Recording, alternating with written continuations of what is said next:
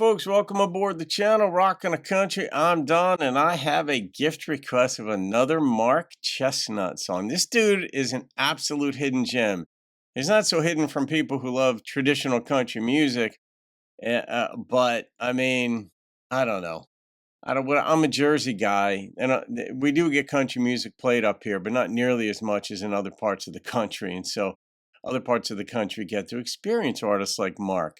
She Dreams. Uh-oh. I don't know what we're in for on this one. Maybe she dreams good things or bad things, but Kyle Perkins made a gift to the channel for me to do this one. Kyle knows his stuff when it comes to country, so I'm guessing that this is going to be a good one. I don't know if this is going to be uber sad or funny, but I don't think it's going to be a middle ground type song. I think it's going to prick the emotions one way or another. So let me get these headphones on and let's get down to Benny. Mark Chesnutt. Oh, I got the official music video. Hopefully it's not blocked. Uh-oh, starting out serious. Oh, maybe it's a baby, a kid, dreaming. 30 years today, she's been upon this earth, and she can't help but wonder what it's all been worth. She swears she loves those kids, and she doesn't mind that load, but there ain't much conversation with a 3-year-old. She's trapped inside these walls, a prisoner in this fine suburban home. So she dreams,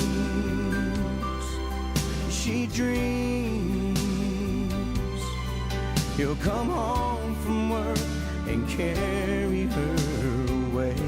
Yeah, it's kind of normal He'll times.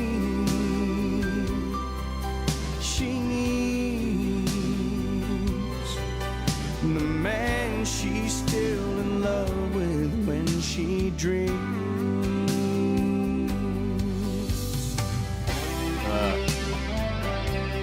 Curious to see where he goes with this.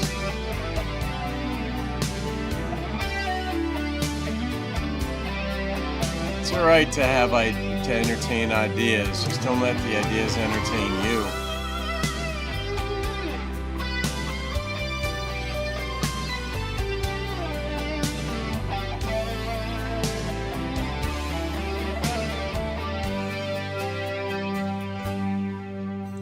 And he's proud of his work and the ladder that he's climbed, but from that high-rise office he can't hear her cry.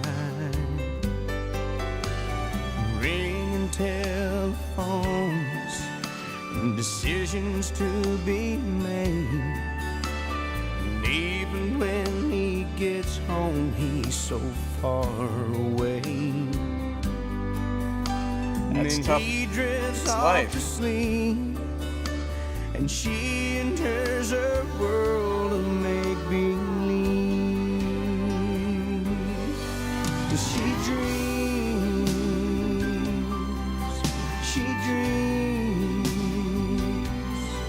he'll come home from work and carry her away,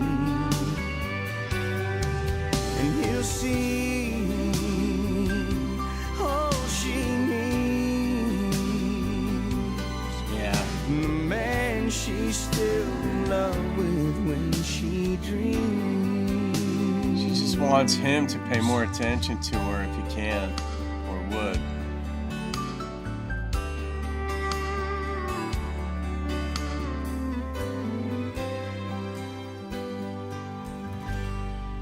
Oh, it's over. Oh, it's her birthday.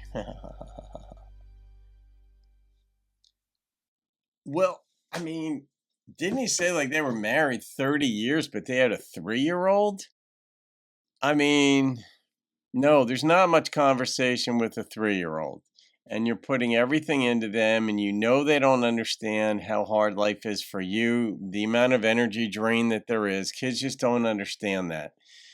And then when they become teenagers, they're going to blame you.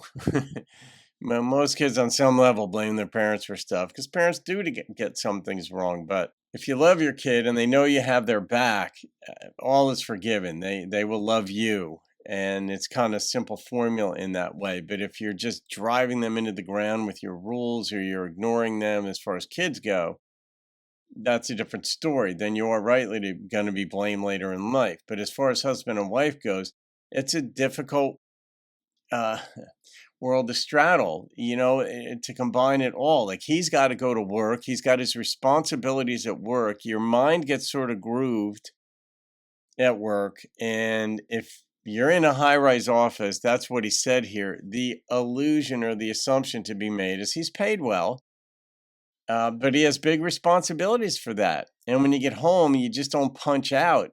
And so it's difficult for a man in those circumstances, providing for a wife, family, mortgage, whatever, the dynamic in that household is.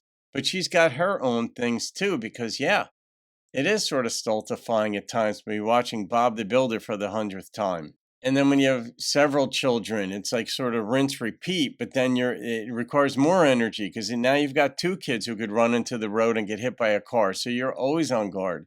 It's like Anne Lamott said. I don't think she was quoting somebody, but I read it in an Anne Lamott book somewhere that, once you have children, you never take a comfortable breath as long as you live.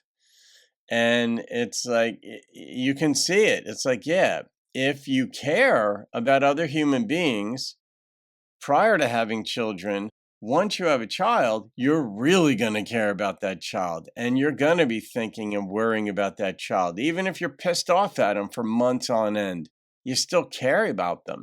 You want good things for them. You want them and your relationship to be a good one. And the parents who get it wrong are the parents who leave it up to the kid to make sure they get everything, the kid gets everything right, and they serve the parent. It's not that way. As far as her, though, she's dreaming that her husband, the man she loves, is going to come home and sweep her away. And as a guy, you know that that's what your wife wants. You know that. Like, if you're thinking on any level and realistic about yourself and what you bring to the table, yeah, of course, a woman's going to want that every so often. And that you're going to be and you as a guy want to be the perfect provider, the perfect romancer, and take her on vacations and have everything in your career going just so, and you're in control there, and at home, you're just the right guy at home and the right dad. There's just not enough energy. There's just not. So the best you can do is love your spouse, show her that you care in whichever ways you can. As a wife, love your husband too. Don't expect him to be Superman and just all that.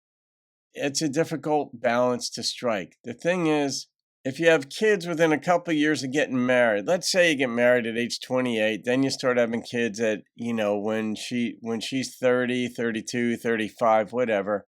You got about 20 years of the hardest part really is in the early years because they're not in school yet. And no, there's not conversation to be had with a 3-year-old.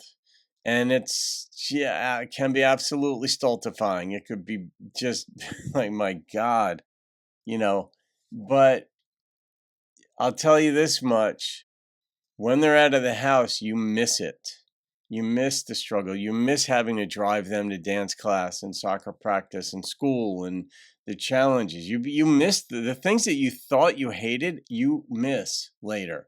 Not the anger and the fights you have with your kid and when they're saying terrible things about you and what in these arguments or whatever, but you do miss the struggle, the challenges, and in large part. And I know this from having owned a dance studio and talking with mothers and watching motherhood develop over, multiple decades within the same family, and seeing and listening to what they have to say. So, Kyle, yeah, this just speaks to a difficult part of life. Not quite right for the premarital counseling playlist. Maybe my commentary is, but the song itself is just, yeah, she's gonna dream. I don't know. Could this go in there? Yeah, I think I am gonna put it in there.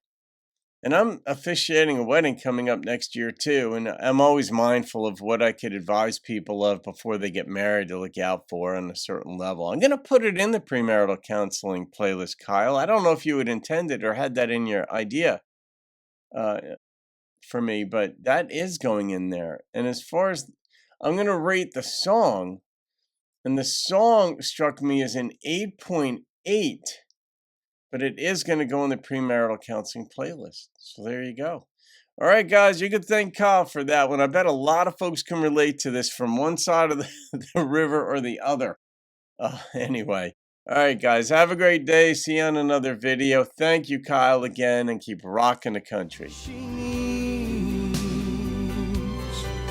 the man she's still in love with when she dreams.